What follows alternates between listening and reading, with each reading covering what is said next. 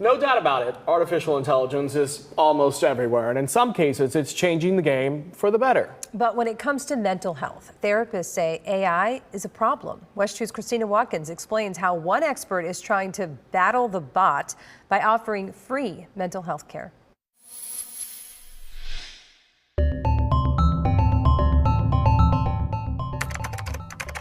Whether it's turning to chatbots to find comfort or searching AI sites for mental health advice. And this is just by typing in suicide prevention. The CEO of the Mental Health Association of Central Florida says those outlets are not always a safe space. I have a lot of worries and concerns. There's nothing that can replace that one-on-one that you have with somebody. Marnie Stallman has been a licensed trained clinician for more than 40 years. She admits there are opportunities with AI to supplement well-being and wellness activities. But for someone suffering with anxiety, depression, or something more chronic such as schizophrenia, she says turning to a bot is never the answer. The art of clinical interactions depends on the interrelationship between that therapist and that individual that's there to seek assistance, help, or support, depending on the severity. And I just don't see how that's possible with something that's a flat screen where you can't relate. And so I have a lot of concerns about it.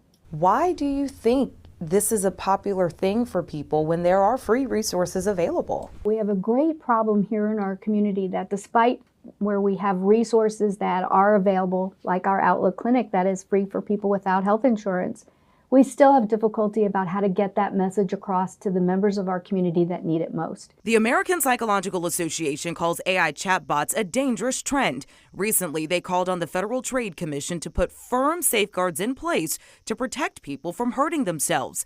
People such as this 14-year-old from Central Florida.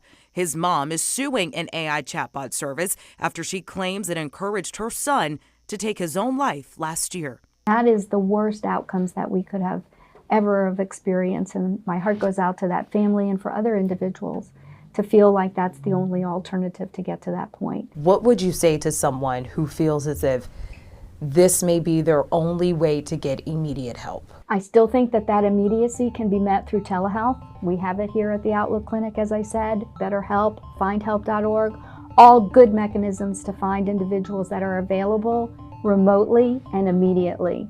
But you need that interaction with another human being because these are human feelings, human emotions that we have to process. We typed in mental health help, I need it.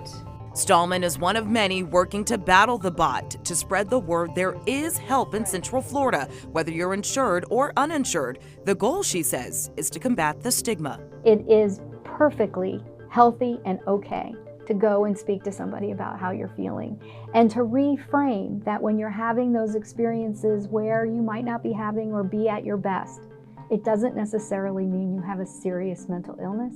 It means you're maybe having a mental health crisis or you need some assistance on getting to that path of well-being. Christina Watkins, West 2 News. Important message. All right, the Mental Health Association's Outlook Clinic is open for kids and adults. It offers outpatient care for free for people who do not have insurance.